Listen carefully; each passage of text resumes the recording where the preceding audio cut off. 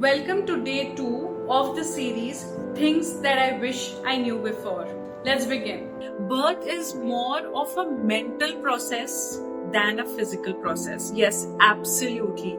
Like I always say, fear of the unknown is always there. Rather, हम लोग fear ज़्यादा करते हैं and we really don't know what will happen.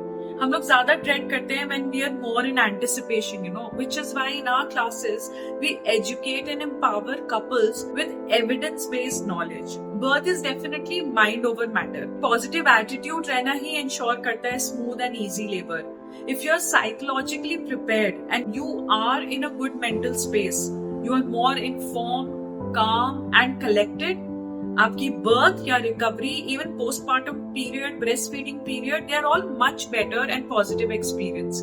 If you are expecting more pain and fear, it can impair the normal activity of the brain and make you feel greater pain.